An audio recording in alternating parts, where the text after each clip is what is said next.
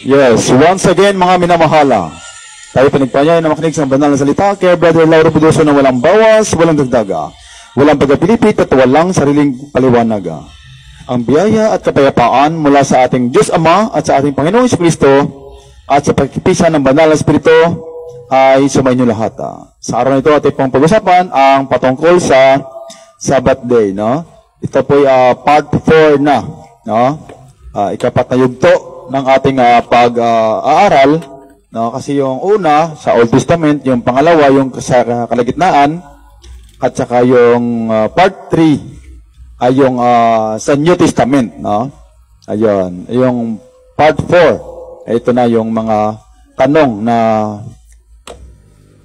na sinasabi na ang Panginoong Jesucristo at si Apostol Pablo, ang mga apostol ay nangilin ng Sabat. So, titignan natin yan, no? Titignan natin yan kung sila po'y nangilin, no, ng Sabat sa New Testament. Kasi, ulitin natin na ang Old Testament, yung matandang tipan ay utos na huwag magpasan, no? Pag nakita ka, nagpasan ka, no, papatayin. Ayun. So, sa New Testament, ang utos ay, ang utos sa New Testament ay pasanin ninyo. Ayun. No, pasanin ninyo.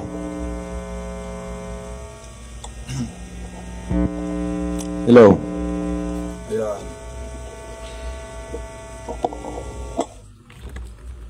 Okay, pasanin ninyo ang utos ng Panginoon, no? Pero bago tayo punta doon sa part 4, may babasahin muna ako sa inyo na kasi minsan pag makapakinig ka ng mga aral, no, patungkol sa Panginoon, minsan nagagalit ka pag laban na sa mga aral, yan, na ating pinapag-aralan, no, laban na sa ating mga paniwala. So, kung minsan nagagalit nga tayo. Pero hindi yun ang kalooban ng Panginoon. No? Dapat po tayong na makinig at mag-aral. Yan.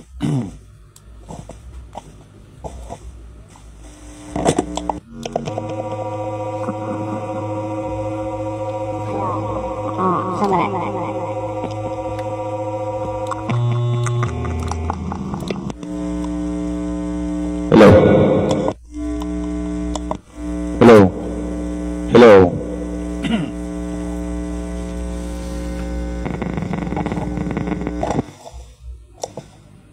Ayun. Thank you, Lord. So, ating basahin.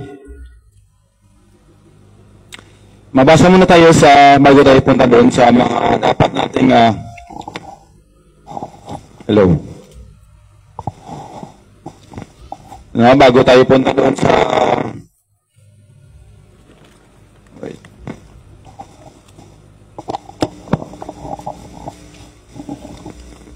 Hello. Ay, thank you, Lord. Bago tayo doon punta sa part 4 ng ating pinag-usapan patungkol dito sa tinatawag na Sabbath Day. So, pinapauna ko na rin sa lahat na wala ko tayong layunin na manakit ng damdamin o manira ng sinuman o kung ano man. Ang layunin natin dito ay magkaroon po tayo ng kaalaman. Nag-aaling po sa Panginoon na wala ko tayo ritong mga kung ano-ano. Wag mo ako rin paratangan o wag tayong paratangan na kung ano pa man. Kundi ati pong alamin ito lahat, no? Kaya mula Old Testament hanggang New Testament. At saka ito yung part 4, ati pong alamin kung si Apostol Pablo at saka si Jesus, kung sila po'y nangilin din ng Sabat sa New Testament. Yun. So, magbasa muna tayo bago dyan. Magbasa muna tayo sa 2 talata, no? Na maging maginoo tayo, no? Wag ho tayong maging palaaway na mapakinggan natin ito, na magalit tayo. At kung minsan mga away na tayo, no? Dahil sa ating laban sa ating paniwala. Kaya hindi yung ganun. Kasi mabasa natin sa Kawikaan 20 verse 3. No? Ang sabi rito, Karangalan sa tao ang mag-ingat sa pakikipagkaalit. Yan. Hindi ka, nag-iingat ka dyan na huwag mag-away-away kasi hindi yan ang kalooban ng Panginoon. Ngunit bawat mangmang ay magiging palaaway. Yan. Kaya ba pala nagiging palaaway? Yung tao, lalo na tungkol sa salita ng Panginoon, magiging palaaway ka kung mangmang ka ayon sa ating binasa. Kaya kung ano man ang mga ating pinag-aralan, wala ko tayong layunin na manira o manakit ng damdamin, kundi ito po para ating maalaman ito lahat. Yan, no? Kaya ang sabi rito, karangalan sa tao ang mag-ingat sa pakikipagkaalit. Yon. Kaya ingatan natin na huwag tayong magkaalitan, no, sa bawat isa sa atin kasi hindi yan ang kalooban ng Panginoon. Yan. Para huwag tayong maging mangmang na magiging palaaway.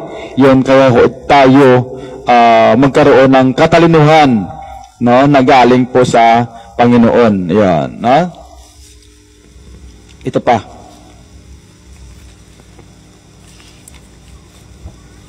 Sa 2 Corinthians 13:8. Ang sabi dito, sapagkat kami walang anumang magagawang laban sa katotohanan. Yan. Wala tayong magagawa laban sa katotohanan, no? Kung halimbawa katotohanan talaga itong ating pinag-aralan, so wala na tayong magagawa dyan, no? So, kundi ayon sa katotohanan. Yan. Yun ang magagawa natin, no? Mag-ayon tayo sa katotohanan. Ulitin ko, sapagkat kami walang magagawa, walang anumang magagawa laban sa katotohanan. Yan. Wala tayong magagawa dyan, no? Laban sa katotohanan. Kundi ayon sa katotohanan. Yun ang magagawa natin. Umayon tayo sa katotohanan. Kaya kung itong katotohanan na ating mga pinag-aralan, so wala tayong magagawa dyan, kundi magsiayon tayo, no, kung ano ating mapag-aralan na katotohanan na galing po sa Panginoon. Ayun. Papunta na tayo doon sa mga aral na pero pinapauna ko na sana mula sa part 1 hanggang part 2, part 3, ito part 4 na. Kaya sana rin nawa inyo din yung pakinggan lahat upang inyong mabulay-bulay na mapasunod-sunod mo yung aral, no? Hindi yung dito ka na lang maglundag sa part 4. Kaya thank you Lord, no? Kaya atin pong alamin ito. Ayan, kasi sa kanila naman tayo matuto, no? Sa mga alagad, no? Kasi yan ang sinabi sa 1 Corinthians 11:1. Basahin mo natin ito sa 1 Corinthians 11:1. Pinapagaya tayo sa kanila. Kaya kung anong mga ginagawa nila, magsitulad tayo sa kanila, no? Sa 1 Corinthians 11:1. Ang sabi nito, magiging tagatulad kayo sa akin, na gaya ko naman kay Kristo. Kaya kung ano man ginagawa ni Apostol Pablo, no, ng mga apostol, dapat magsitulad tayo sa kanila. Kung ano man ang kanilang mga paniwala, o ano man ang kanilang mga ginawa, yan, ayon sa Biblia, yan, sabi rito, maging tagatulad kayo sa akin, no, kay Apostol Pablo, naggaya ko naman kay Kristo. Yan, dapat maging katulad tayo sa kanila. Kasi sila ang mga halimbawa, no, ganoon sa 1 Corinthians 4:6, no? Palagi natin binabasa yan kasi sila ang mga halimbawa, no? 1 Corinthians 4:6. Ang mga bagay ng ito, mga kapatid, ay inaanyo ko sa halimbawa sa aking sarili at kay Apolos dahil sa inyo. Anong layunin? Anong layunin? Upang sa amin ay mga tuto kayo. Yan, di naman tayo kung kanino matuto, no? Sa mga apostol. Upang sa amin ay mga tuto kayo na huwag magsihigit sa mga bagay na nangasusulat. Yan, dapat matuto tayo sa kanila na huwag magsihigit sa mga bagay na nangasusulat. Anong layunin? Upang ang sinuman sa inyo ay huwag magpalalo ang isa laban sa iba. Yan, no? Kaya pag nagdebate, no, na halimbawa, kasi utos din ng Panginoon yun, at utos din ng Panginoon na huwag magdebate kung hindi naman maginoo, no? Yan, no? Kaya ang sabi rito, ulitin ko, ang mga bagay nga ito, mga kapatid, ay inaanyo ko sa halimbawa sa aking sarili at kay Apolos dahil sa inyo. Ang layunin, upang sa amin Yan ta. Upang sa amin ay mga tuto kayo na ano? Na huwag magsihigit sa mga bagay na nangasusulat. Bakit? Upang ang sinuman sa inyo ay huwag magpalalo ang isa laban sa iba. Yan. Kasi pag walang batayan, walang basihan, yan, maraming palalo. Yan, no? Batay sa Biblia. Kahit na wala ng basihan, ipaglaban mo pa rin yun. Ayun, no? Kaya, ito na, no? Ito na, yung mga dapat nating sagutin. Ayun. Mga dapat nating sagutin, no? Ito. Ayan. Sa mga alagad at saka kay Kristo, ano ba ginawa nila noong panahon ng Sabat sa New Testament? Ano ba talaga mga ginawa nila? Ayun, no? Ayun ang tanong dyan, no? Nangilin ba ng Sabat sina Kristo, mga alagad? Ano ba ang ginawa nila nung panahon sa Old Testament? Sa New Testament, rather, no? Kaya alamin natin, no, na patungkol sa Sabat. Ano bang pinanggagawa nila? Ayan. Mabasa tayo sa Gawa 17. Ayan. Sa Gawa 17, verse 2 to 5. 2 to 5. At si Pablo, ayon sa ugali niya, yun, kinaugali ni Apostol Pablo, no? Kanun din si kay Kristo, kaugalian din niya. Yan, yung tanong ganito, mamaya, no? At si Pablo, ayon sa ugali niya, ay pumasok sa kanila. At sa 3 Sabat, yan, ay nangatwiran sa kanila sa mga kasulatan. Yan.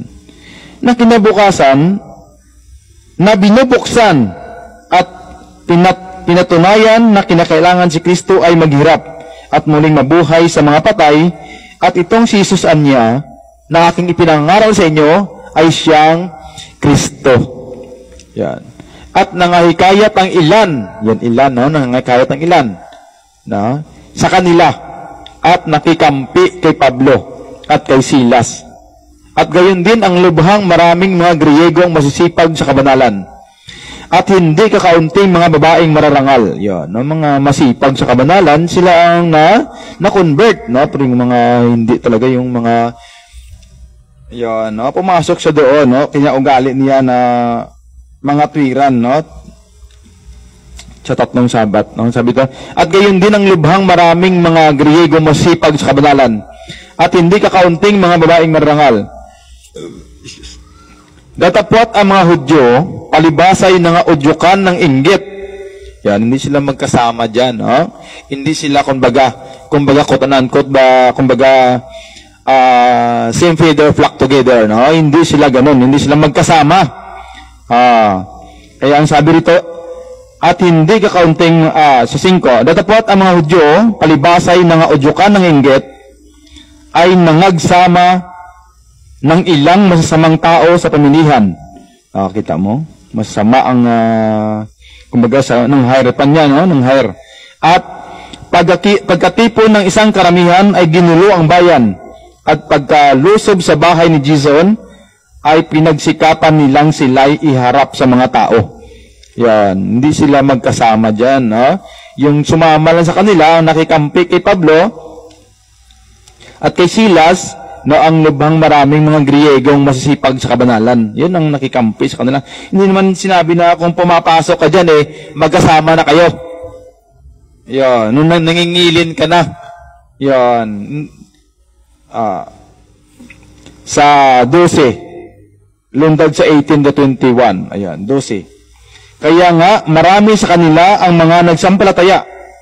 Gayon din sa mga babaeng Griega, na may mga kalagayang mahal, at sa mga lalaki ay hindi kakaunti.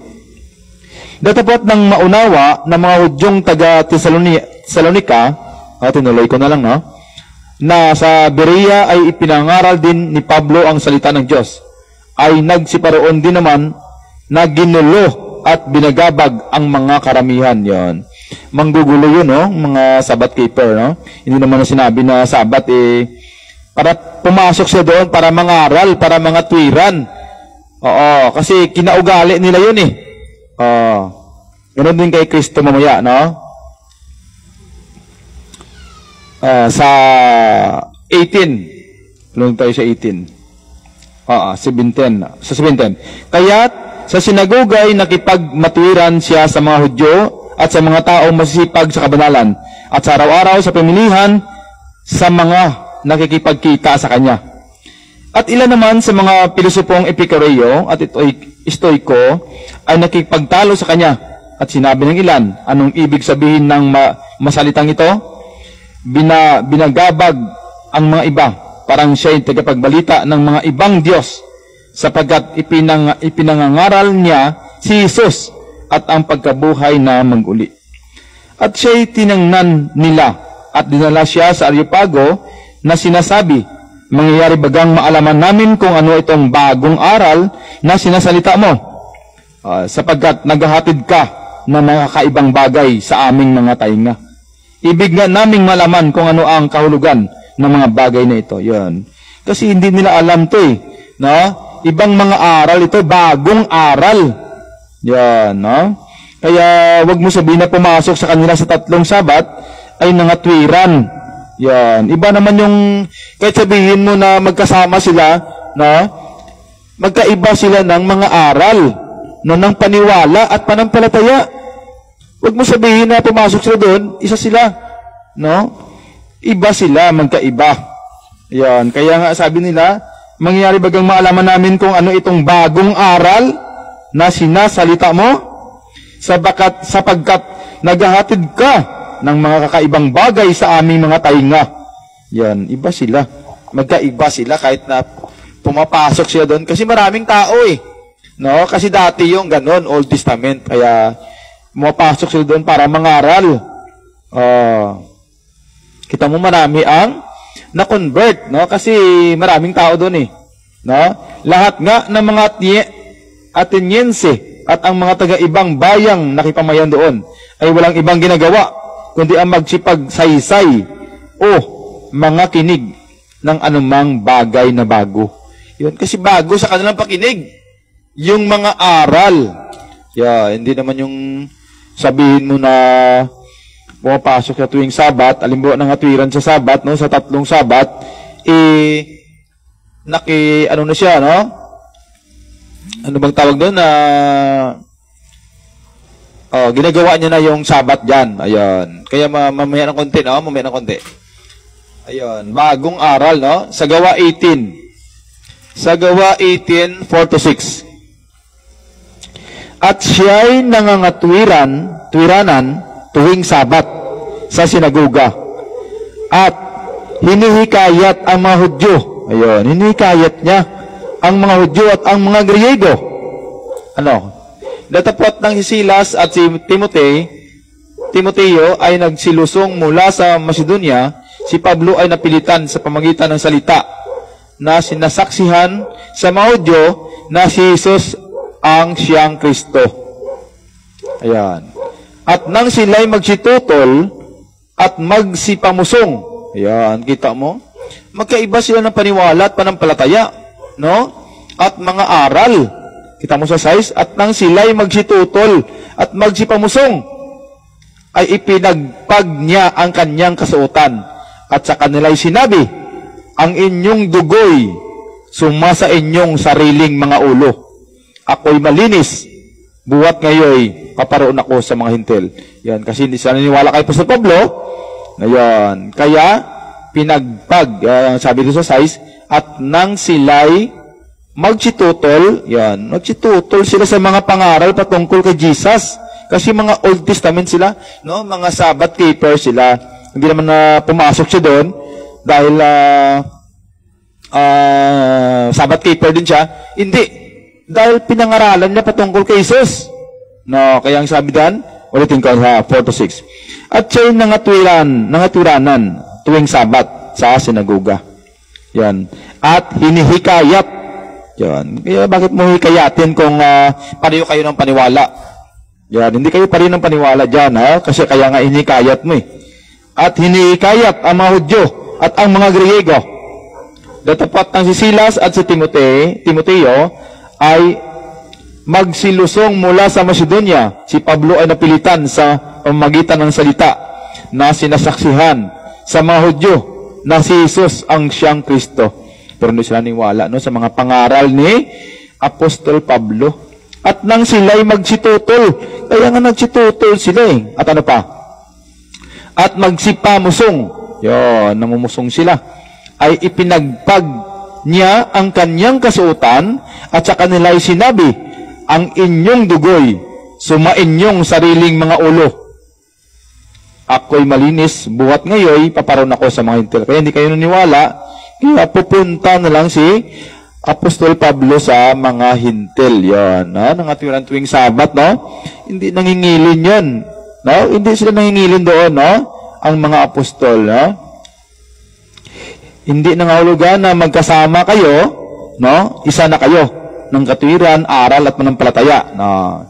Yan. Kasi hindi pwede yan na magkasama ka dyan. Alimbawa, no? Sa 1 Corinthians 15:33, no? Kahit na dyan sa mga kasama mo, no? Alimbawa, sumasama ka dyan sa mga masamang tao. Kung ano man ang sasamahan mo. Alimbawa ito. Sa 1 Corinthians, ito alimbawa na yun, alimbawa. Sa 1 Corinthians 15:33. Ito alimbawa, oh. Huwag kayong padaya.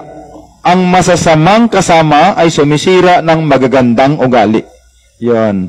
Gumising kayo ng ayon sa katwiran at huwag mangagkasala sapagkat may mga ibang walang pagkakilala sa Diyos.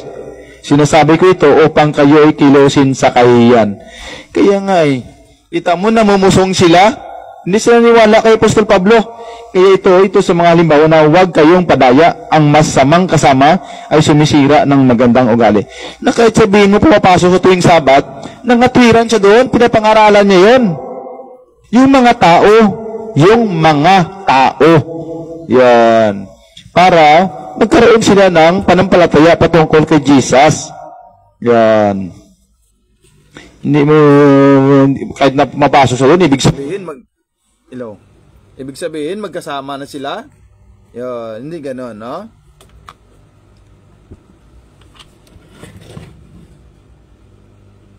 Hello. Wala.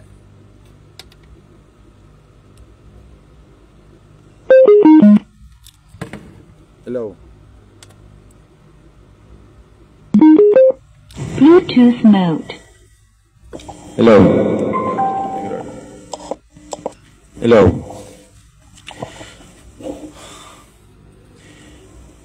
Ayan. Ito. Sa 2 Corinthians chapter 6 verse 14-15. Chapter 6 verse 14 and 15. Huwag kayong makipamatok sa kabilan, sa mga di nagsasampalataya, sapagat anong pakikisama mayroon ang katwiran at kalikuan,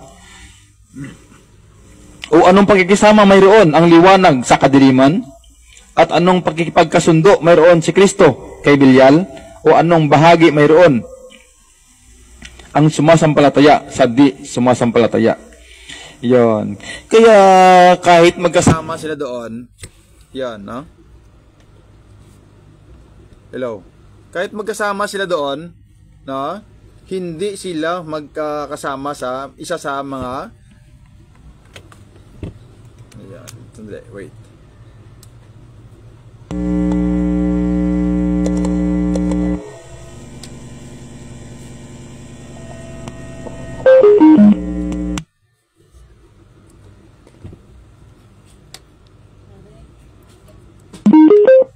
Bluetooth mode. Hello. Okay na. Hello.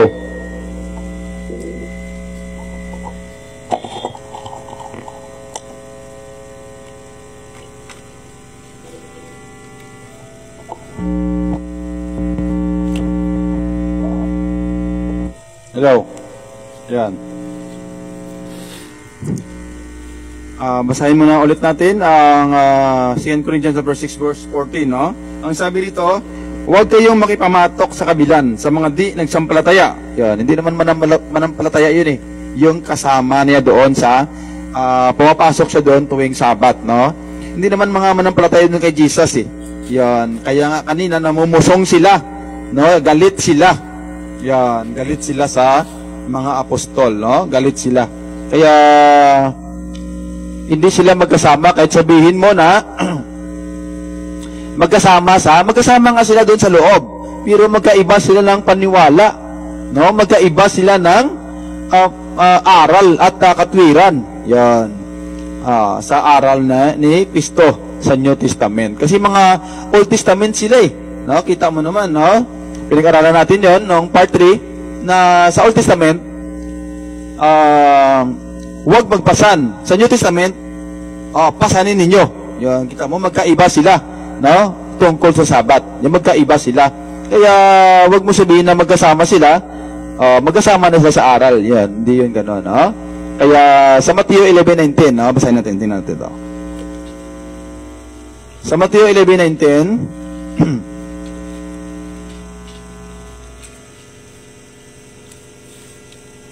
narito ang anak ng tao na kumakain at umiinom at sinasabi nila, narito ang isang matakaw na tao at isang manginginom ng alak, isang kaibigan ng mga maniningil ng buwis at ng mga makasalanan, at ang karunungan ay inaaring ganap ng kanyang mga gawa. Yan, ha?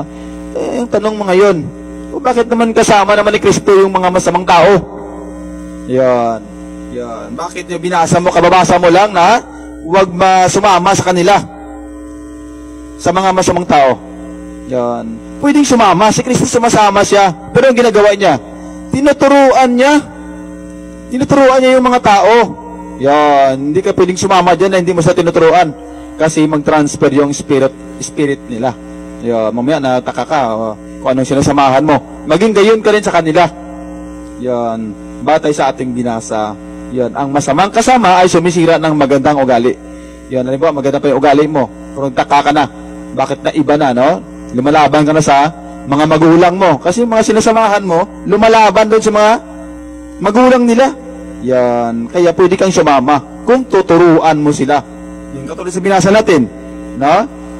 Naparito ang anak ng tao, si Jesus yun, na kumakain at umiinom, at sinasabi nila, narito ang isang matakaw na tao. Yan, no? Pinaparatangan nila si Kristo. At isang manginginom ng alak. Yan, pinaparatangan nila yan. Isang kaibigan ng mga maniningil ng buwis at ng mga makasalanan. At ang karunungan ay naring ganap ng kanyang mga gawa. Kaya pwede kang sumama, pero dapat tuturuan mo sila. Yan, hindi yung kasama sila dun tuwing Sabat. Yan, mga Sabat keeper na rin sila. Hindi, mga Kristiyano na sila eh. No? Naging mga Kristiyano na sila. Kaya hindi na sila nangilin ng Sabat na dati, bawal magpasan. Pag nakita kang popasan ka, doon sa part 1, papatayin ka. Yan, papatayin ka. Kaso sa New Testament, no? Utos, pasanin ninyo.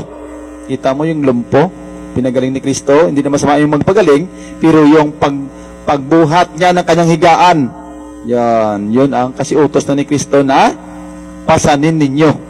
Kahit Sabat, dahil ang Ama ay gumagawa kahit Sabat. Yan. No? Kaya nga no? Kasi mabasa mo sa Exodus, mabasahin natin sa Exodus ulit, no? Sa Exodus chapter 20, verse 8 to 10. Yeah.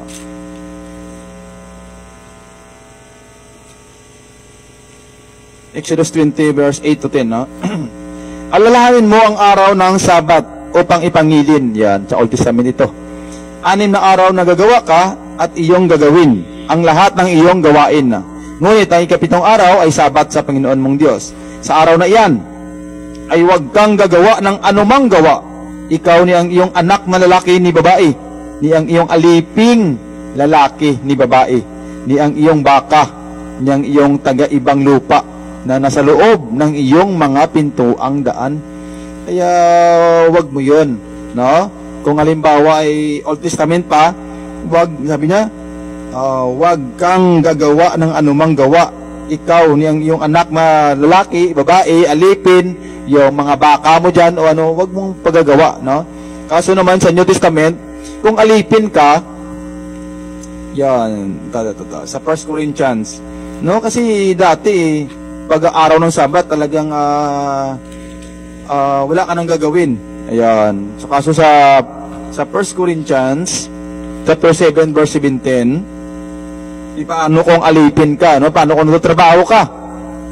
Yan, anong gagawin mo? Yan, titigil ka ba?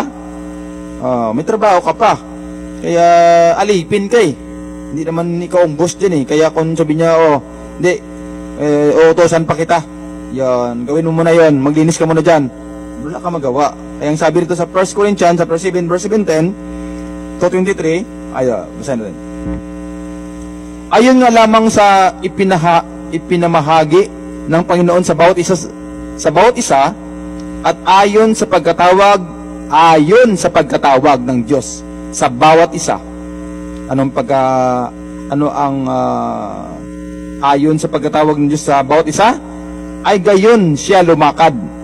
Gayon ka lumakad, no? At gayon ang inuutos ko sa lahat ng mga iglesia. Yan, gayon ka lumakad, no? Halimbawa, alipin ka o kaya laya ka. Ayan, sarili mo yung oras mo. Yan, laya at alipin yung pag-usapan dito, no? Kaya ang sabi rito, ulitin ko, ayon nga lamang sa ipinamahagi ng Panginoon sa bawat isa at ayon sa pagkatawag ng Diyos sa bawat isa. At gayon siya lumakad. Yan. Kung laya ka man o alipin ka man. Ito. At gayon ang iniutos ko sa lahat ng mga iglesia. Ano yung iniutos na sa lahat ng mga iglesia? Tinawag baga ang sinumang taong tuli na? Wag siyang magiging di tuli. Tinawag baga ang sinumang di tuli? Wag siyang magiging tuli. Ang pagtutuli ay walang anuman at ang pagtutuli ay walang anuman kundi ang pagtupad sa mga utos ng Diyos. Bayaang ang bawat isa'y manatili doon sa pagkatawag na itinawag sa kanya. Ikaw bagay alipin? Yan, alipin ka. No, nagtatrabaho ka. No? Ayan. Ikaw bagay alipin nang ikaw ay tinawag? Huwag kang mag-alala. Kung maaring ikaw ay magiging malaya, ay pagsikapan mo ng maging malaya. Sapagkat ang tinawag sa Panginoon nang siya'y alipin ay malaya sa Panginoon. Gayon din naman ang tinawag nang siya'y malaya, hindi ka nagtatrabaho, no? Nagnegosyo, halimbawa, ay alipin ni Kristo. Halimbawa lang yun, no? Kaya kung sa halaga kayo'y binili, huwag kayong maging mga alipin ng mga tao. No? Kaya nga dito employer-employee relation, no? Kaya kung alipin ka, yan, maging malaya ka. Pero kung malaya ka, maging alipin ka ni Kristo. Ngayon, kaya manatili ka dyan. No? Hindi naman kaya nga no, yung pagsabat kasi doon sa binasa natin sa Old Testament, huwag kang gumawa pagsabat. Paano? Kay alipin ka. No, yung alipin ka doon, hindi naman halimbawa, hindi naman administra yung amo mo. Yan. Kaya paano yan? Kaya isa lang yan, no? Isa lang yan sa mga dapat nating pansinin, no? Kaya ang sabi rito, ayon nga lamang sa ipinamahagi ng Panginoon sa bawat isa at ayon sa pagkatawag ng Diyos sa bawat isa. At gayon siya lumakad. At gayon ang iniutos ko sa lahat ng mga iglesia. Ayan, no? Ang sa 21, ikaw bagay alipin nang ikaw ay tinawag? Yan, nagtatrabaho ka nung ikaw ay tinawag? Huwag kang mag-alala. Kung maaring ikaw ay magiging malaya. Yan. At pagsikapan mo na maging malaya. Yan. Hindi naman yung Sabat ngayon, Sabado ngayon, no? Hindi na ako magtatrabaho. Kahit anong trabaho, kahit anong gawa. Mapagalitan ka niya ng amo mo. Yun. Kaya nga sa New Testament, no? Kahit Sabat, pwede nang gumawa, pwede nang magtrabaho. Yun, no? Doon ang sinabi doon sa buhatin mo ang iyong higaan. Malaki na yun, higaan na yun, Yun. Kasi dati, pag nakita ka lang kahit namulat ka ng kahoy, papatayin ka. Yan. Kaya, yan, isa sa mga dapat nating pansinin, no? Kaya ano pa?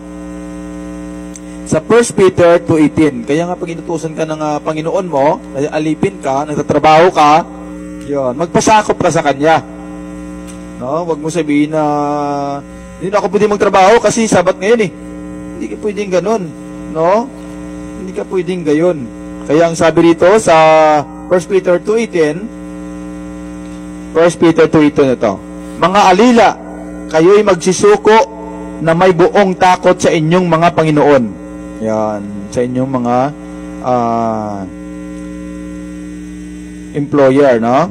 Hindi lamang sa mabubuti at mahihinahon, kundi naman sa mababagsik. Yan. Kung ano man, mabagsik man o mahihinahon, magpasakop kayo sa inyong mga employer, no? Mga alila, ulitin ko, mga alila, kayo'y magsisuko na may buong takot sa inyong mga Panginoon. Hindi lamang sa mabuti at mahihinahon, kundi naman sa mababagsik. Yan. Kahit na ano pa man, no, dapat na magpasakop ka. Kaya pag inutusan ka na gawin mo pa yon, gawin mo yun. Yan. Kaya nga, hindi ganun eh. Kasi sa Old Testament, bawal ng lahat yan. Pero sa New Testament, kahit na sa Sabado, pwede mong gawin yan. Yan. No? Buhatin mo ang iyong higaan, sabi ni Kristo, at utos na pasanin mo. Mautos na magpasan. Yan. No? Ano pa? Kay Kristo. No. Kasi yung tanong dyan sa Luke chapter 4, verse 16. Punta tayo doon. Yan. Baka sabihin mo, nangingilin si Kristo doon. Yan, tingnan natin doon. Sa Luke chapter 4, verse 16. 16 to 20. At siya'y napanazaret na kanyang nilakhan. At ayon sa kanyang kaugalian, siya'y pumasok sa sinagoga ng araw ng Sabat. Yan, kinaugali ni Kristo. No? Na pumasok sa araw ng Sabat. No? At nagtindig upang bumasa. At ibinigay sa kanya ang aklat ng propeta Isayas. At binuklat niya ang aklat na nasumpungan niya ang dakong kinasulatan. Yan.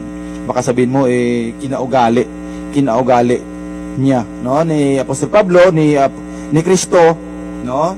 Tuwing araw ng Sabat, pumapasok sila, no? Para pangaralan yung mga tao ng mga bagong aral, no? Kaya nga, New Testament, Ayun, no? Kaya ang sabi rito, ang binasa at ibinigay sa kanya ang aklat ng propeta Isayas at binuklat niya ang aklat na nasumpungan niya ang dakong kinasulatan. Suma sa akin ang Espiritu ng Panginoon sapagkat ako'y pinahiran niya upang ipangaral ang mabubuting balita sa mga dukha.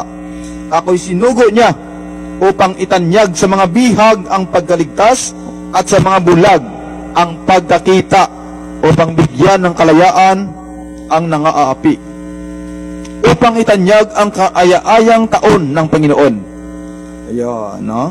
At binalumbon niya ang aklat at isinauli sa naglilingkod at naupo. At ang mga mata ng lahat ng nangasa sinagoga ay nangakatitig sa kanya. Yun, kaya galit na galit. Kaya hindi sila magkasama dyan. Yo, galit na galit, no? Nakatitig, no? Sa kanya. Yun. Kaya kahit na sabihin mo na kinaugali niya, sa 28, lunag sa 28, at nangapuspos ng galit ang lahat ng nangasa sinagoga sa pagkarinig nila ng mga bagay na ito, at sila'y nagsitindig at pinagtabuyan siya sa labas ng bayan at dinala siya hanggang sa ibabaw ng taluktok ng gulod na kinatatayuan ng kanilang bayan upang siya'y maibulid nila ng patiwarik. Gusto nga nila patayin si Kristo. Gusto nila patayin. Hindi sila magkasama dyan. No? Pumapasok doon si Kristo. Ganun din sa Apostol Pablo kasi maraming tao. Pinapangaralan niya yung mga tao patungkol sa New Testament. Ayun. No? Tungkol sa New Testament. Kaya kahit na sabihin mo kinaugali. Bakit ba kinaugali ni Kristo? Ayun, no? Sa Galatia. Sa Galatia chapter 4 verse 3-4. Gayon din naman tayo, nang tayo'y mga bata pa. Yan, ganun tayo, no? Tayo'y nasasakop ng pag-aalipin sa ilalim ng mga pasimulang aral ng sanglibutan. Yan, kung bata ka pa nga naman, halimbawa, no? Halimbawa ako, no?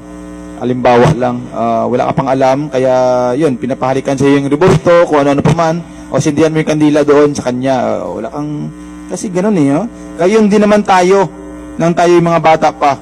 Tayo ay nasakop ng pagkaalipin sa ilalim ng mga pasimulang aral ng sanglibutan. Wala ka pa kasing alam dyan eh. Kaya 4. Datapwat, nang dumating ang kapanahunan ay sinugo ng Diyos ang kanyang anak. Yan, sinugo niya ang kanyang anak. Na ano? Na ipinanganak ng isang babae. Yan. Na ano? Na ipinanganak sa ilalim ng kautusan. Kaya doon sila sa ilalim ng kautusan. Kaya kung ano man ang kautusan tungkol doon sa Sabat, kaya kinaugali nila yon. Ayun, kinaugali nila yon na tuwing Sabat mapunta sila doon nung bata pa siya, no? Pinapasok. Basahin na lang natin. Salyok chapter 2. Salyok chapter 2 verse 27. Kinaugali kasi nila yun nung kanyang ama't ina sa laman, no? Hindi naman yun ina ng kanyang ina. Yan, kasi hindi naman yun sa laman si Joseph eh. Yan. Ito. 2:27.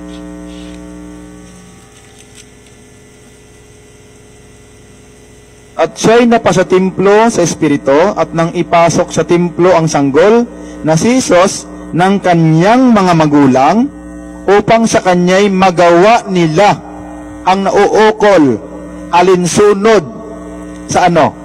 Alinsunod sa kaugalian ng kautusan. Yan, ha? Pumapasok ang tao, alinsunod sa kaugalian ng kautusan. Yan, wala naman kasi siyang magawa doon. Kasi bata pa siya noon, yung babasa natin sa Galatia 4:4. Ayan, ha? Kaya kinaugali talaga nila. No? Kasi Old Testament pa. No? Kaya nung nangaral na si Jesus, yon, kinaugali na nila yon taon-taon, no? Kung ano pa man, no? Basta kinaugali nila tuwing Sabat. Yon, at pag Pasko, taon-taon. Yon. Kaya tuwing Sabat nandun sila, no? Nagsamba sila sa, mabasa mo sa Leviticus 23:3. Yan, sa tuwing Sabat nagsamba sila doon. Kaya pero nung malaki na sila, hindi na sila doon kahit na kinaugali nila. Ayun, kahit magkasama sila, no, tuwing Sabat, no? Dahil pinapangaralan nila yung mga tao. Ayun. Kaya ganoon 'yon, no? Kaya hindi naman kahit sabihin mo na magkasama sila, isa na sila, no? Kasi ipinanganak si Kristo sa ilalim ng kautusan. Kaya alinsunod, no? Upang magawa ang nauukol. Alinsunod sa kaugalian ng kautusan. 'Yon.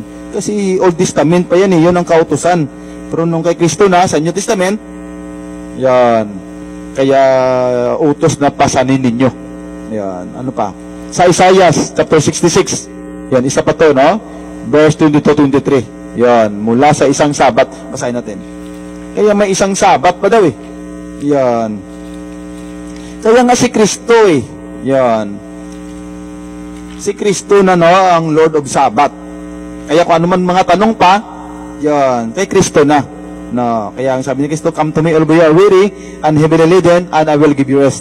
Yan, nasa kay Kristo na ang kapahingahan. Yan. Sa Isaiah chapter 66. Kasi tanong pa to eh, no? Ito, basahin natin. 66 verse 22-23. Sapagat kung paanong ang bagong langit at ang bagong lupa na aking nilikhain ay mananatili sa harap ko. Ay mananatili sa harap ko, sabi ng Panginoon, gayon mananatili ang inyong lahi at ang inyong pangalan. At mangyayari na mula sa bagong buwan hanggang sa panibago at mula sa isang Sabat hanggang sa panibago. Yan, ha? Hanggang sa panibago. Kaya may hangganan yan eh. Yan, dati, no, sa part 1, no, huwag magpasan. Pero sa New Testament, kahit na Sabat, pwedeng gumawa. Yan, dati sa Old Testament, makita ka lang, papatayin ka. Kahit mamulot ka lang ng kahoy, kahit na bumili, kahit magtinda, papatayin ka, no, susunugin ka ng Panginoon. Kaya, ang sabi rito, at mangyayari na mula sa bagong buwan hanggang sa panibago. At mula sa isang sabat hanggang sa panibago. May panibago eh. Yon, no? Kaya pag napakinggan mo lahat yan, mula part 1 hanggang part 4, yon, makita mo dyan ang panibago hanggang, may hangganan, no? Hanggang sa panibago. Paroon ang lahat na tao upang sumamba sa harap ko, sabi ng Panginoon. At sila'y magsilabas at magsitingin sa mga bangkay ng taong magsasarangsang laban sa akin. Yan, no? Kasi Old Testament pa ito, no? Kasi kaya nga punta ka na sa New Testament, no? Kaya makinig doon sa part, umpisa mo sa part 1 hanggang part 3. Kaya mula sa isang sabat hanggang sa panibago. Ayun. Ano pa? Sa Hebreo. Ito, sa Hebreo chapter 4 verse 9. Hebreo chapter 4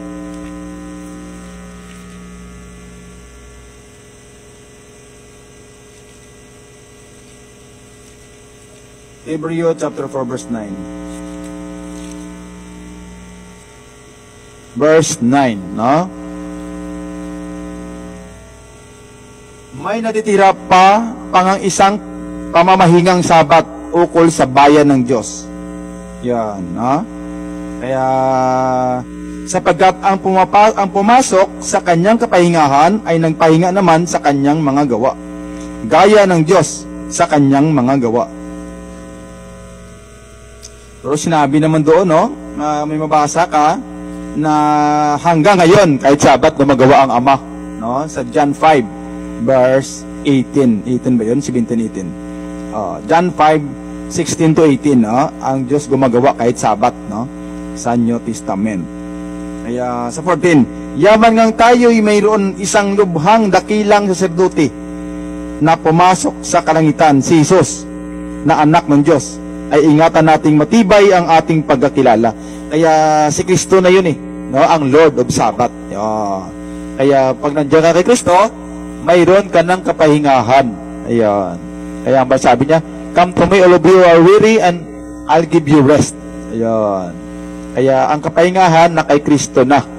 Kaya sabi ni Kristo, pasanin ninyo ang aking pamatok ay magagaan. Ayan. At kayo aking papapahingahin. Ang kapahingaan nasa kay Kristo na. Ayan, ha?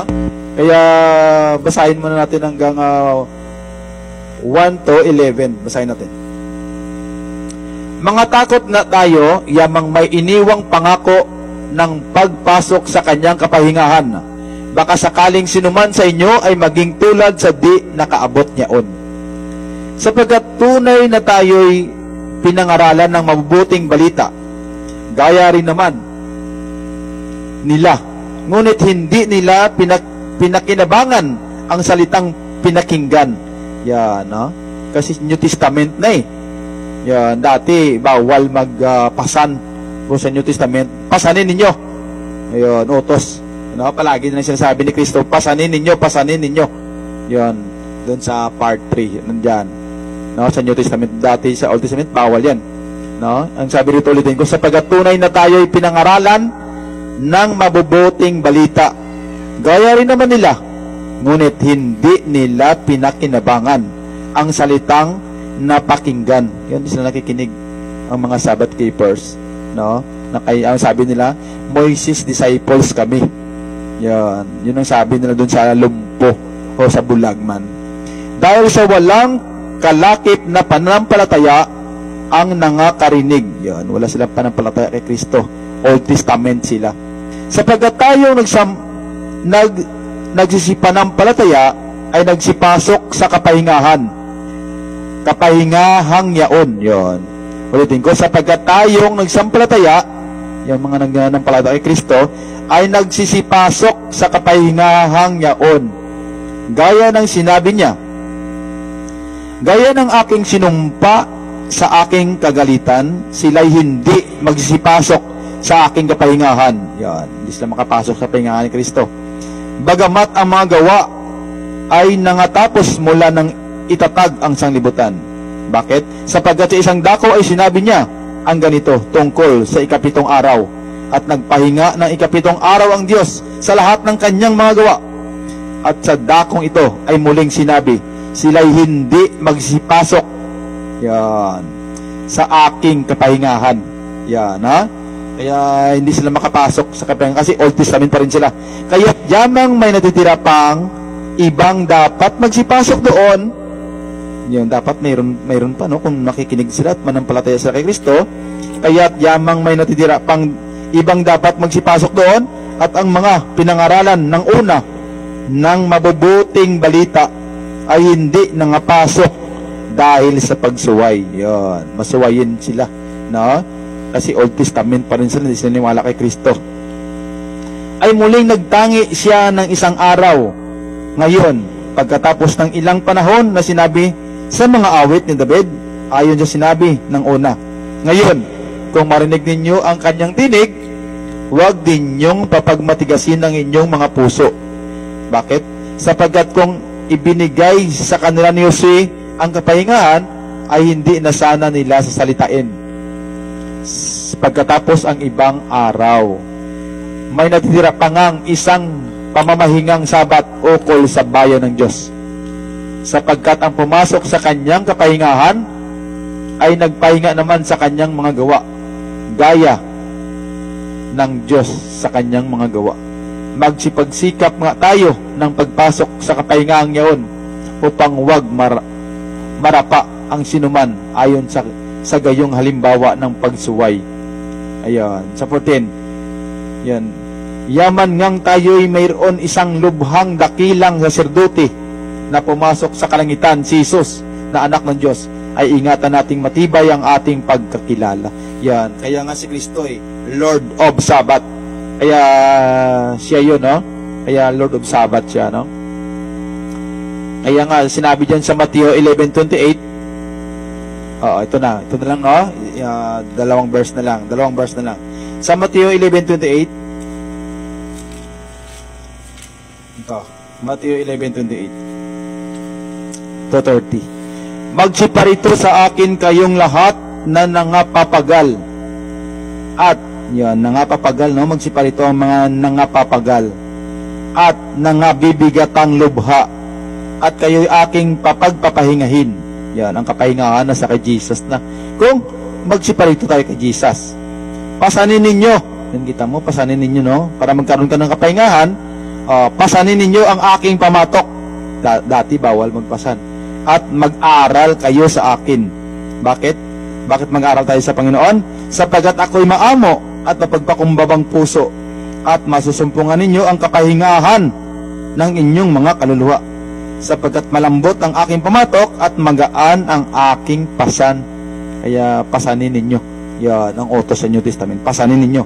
Yan, utos palagi, pasanin ninyo. So, sa part 3 yan, no? Kaya, spiritual na kapahingahan. Yan, kasi ang sa Hebreo 9:10, sa laman yun, no? Kapahingahan sa laman yun. Kaya, ito, Hebreo 9:10. Isa na lang, no? Kaya, thank you, Lord, no?